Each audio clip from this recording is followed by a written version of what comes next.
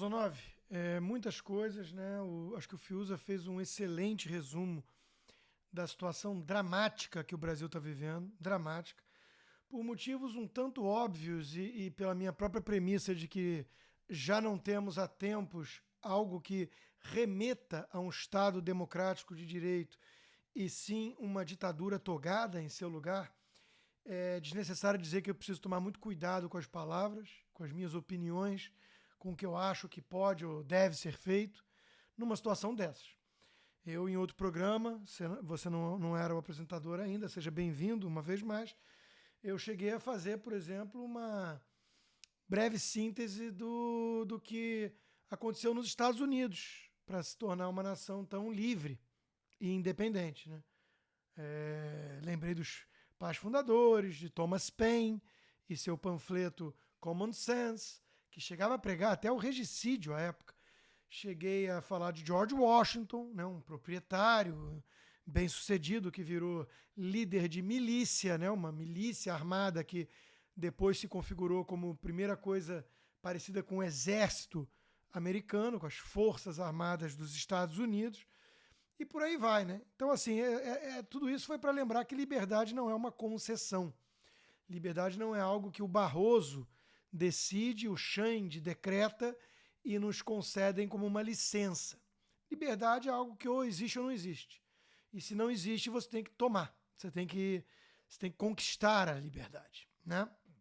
É curioso até falar isso porque esses iluministros ungidos à esquerda, os professores, lulistas e companhia, todos eles morrem de amores pela Revolução Francesa, por exemplo, por causa da questão estética, né? Liberdade, igualdade, blá blá blá. Não importa que acabou em guilhotina, sangue, terror e ditadura napoleônica logo depois. Eles têm orgasmos quando falam da Revolução Francesa, pelos seus ideais nobres e blá blá blá. Então, assim, eu estou fazendo essa breve introdução, Pozonov, para dizer que o Brasil hoje vive um estado de exceção, um estado policialesco. O Fiuza já fez aí um belo resumo. Nós tivemos ingerência de um poder sobre o outro, dois poderes acabaram subjugados pelo terceiro, ignorando a harmonia e a independência entre os poderes, um grau de militância, de ativismo sem precedentes no Poder Judiciário, um grau de partidarismo do TSE nunca antes visto na história desse país, censura sendo imposta a cidadãos, a parlamentares, prisões arbitrárias, contas de banco sendo suspensas sem nenhuma prerrogativa constitucional e até mesmo de direito dessas vítimas desse arbítrio, desse abuso de poder, empresários tendo não só suas contas também censuradas, como Polícia Federal batendo a porta de sua casa às 6 da manhã, num grupo fechado de WhatsApp, curtir mensagens de que, por exemplo, prefere uma opinião subjetiva, prefere viver num ambiente onde exista militares no poder do que Lula reempossado por um esquema grosseiro, né, de malabarismo supremo e tudo mais. Então, assim, eu não consigo entender o que falta para alguém ver o que está acontecendo com o Brasil. Eu entendo que tem muita gente dissimulada compactuando com esse estado de coisas porque o alvo é Bolsonaro. E aí, Paulo, vem o meu ponto principal aqui, né? Porque eu vi acontecer nos Estados Unidos coisas muito parecidas, mas os Estados Unidos ainda possuem instituições mais sólidas, cultura da liberdade mais enraizada, então não é tão trivial você atropelar dessa forma como estamos vendo no Brasil hoje. Eu me preocupo muito com o futuro do Brasil, e aí já respondendo sua pergunta, não, óbvio que não havia nenhuma possibilidade deles recuarem, eles vão triplicar a aposta a cada semana, até virar a Venezuela, até eles conseguirem calar, prender, intimidar todo mundo que ousa erguer sua voz e não compactuar com essa ditadura, né? A premissa que eles assumem e é o que dá o verniz, a pátina de legitimidade, e é o que convoca jornalistas, tucanos moderados, economistas respeitados para esse jogo, para esse teatro farsesco, é a premissa de que Bolsonaro é o capeta em pessoa. Ele é Hitler reencarnado, ele é um golpista, um negacionista, um fascista, um genocida, e diante de uma ameaça tão absurda assim, né, o que é uma censurazinha? Né? Carmen Lúcia, que não é o Xande, vai lá votar e faz uma cara, uma pose de muito estadista, né? E diz, olha, gente, o cala-boca já morreu, censura nunca mais, isso é inconstitucional. Mas aqui assim, nós vamos compactuar com isso. É a censura do bem, é a censura temporária. Então, assim, todo mundo que está fazendo esse jogo, todo mundo que fez o L, todo mundo que está, de alguma forma, aceitando essas regras manipuladas, para dizer o mínimo, né? Essas novas regras do jogo, criadas durante o jogo por quem deveria ser o guardião das regras, ou seja, é um juiz que declarou, a bola é minha, o jogo é eu que sou o juiz, quem manda sou eu nesse jogo, e by the way, eu torço para um dos lados, eu abomino o outro lado, já vai tarde, né? E se você reclamar, vai ter polícia atrás de você. Então, tem gente aceitando isso, por quê? Porque concluiu que um dos times é o Hitler reencarnado. E é uma premissa ridícula, uma premissa falsa, mas com base nessa premissa, eu tenho repetido muito isso nas minhas análises aqui, porque é essa a premissa que tem que ser questionada. Porque é com base nessa premissa que eles estão implodindo as instituições republicanas em nosso país e destruindo de fato, a democracia. Tudo isso em nome de salvar a democracia, com cartinha assinada por fundadores do PT que bajulam as ditaduras de Cuba, Nicarágua, China, Venezuela. Então, assim, é um teatro muito ruim. O esquete foi escrito por Gregório do Vivier, por Janones, por figuras desse calibre.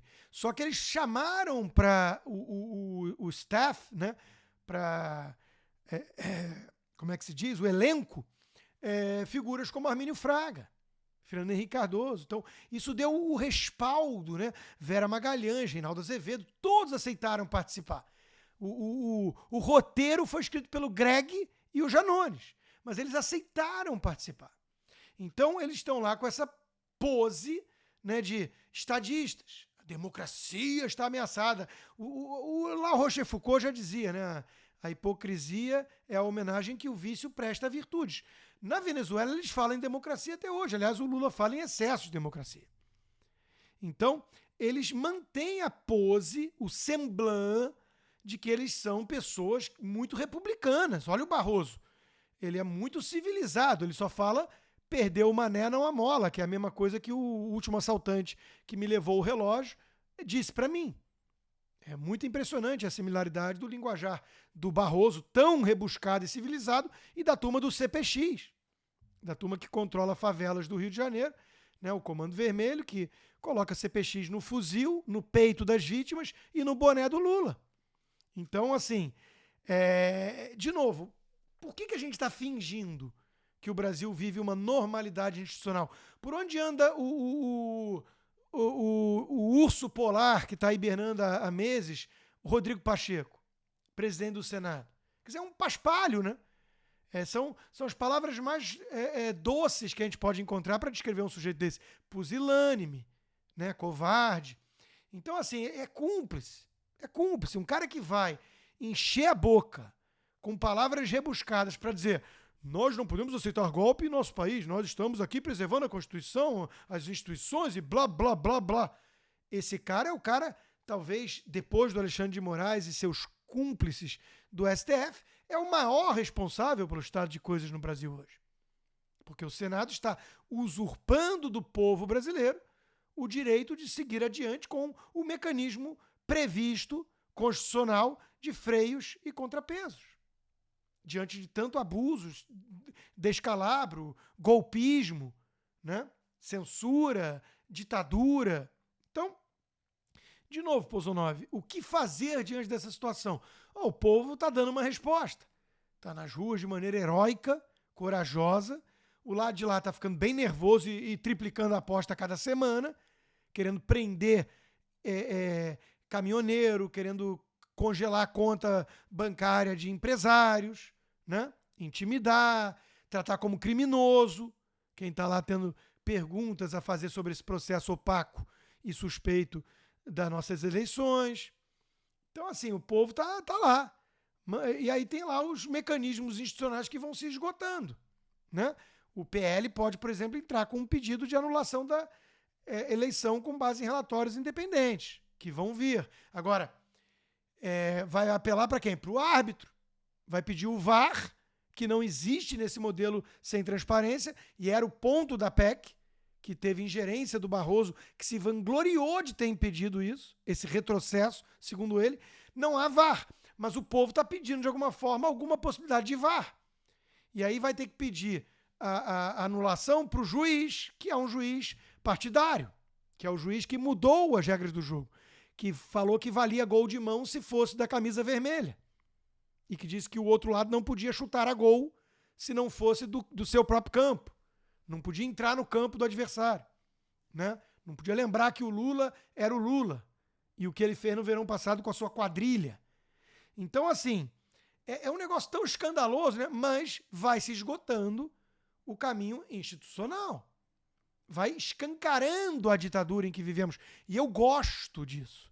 Eu acho importante, porque nós temos que derrubar máscaras, nós temos que tirar a maquiagem do cara de pau que está fazendo semblant e consumindo todo o óleo de peroba existente no mundo para manter aquela cara de pau dele. Então é importante que as coisas fiquem às claras mais ainda, até o ponto em que você obrigue o ditador a não conseguir mais fazer joguete dissimulado com a ajuda de imprensa e tudo mais. Vambora! Manda prender todo mundo. Começa a fazer que nem o Maduro. Ou tá de palhaçada? Ou vai salvar a democracia só com essas atitudes até aqui?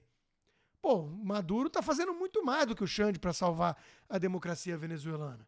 Então, o excesso de democracia. Então, vamos escancarar o jogo, porque aí talvez aconteça alguma coisa que eu não posso desejar, que eu não posso torcer, que eu não posso pedir, mas que eu posso analisar que talvez seja aquilo que eles estão torcendo que aconteça no Brasil, né?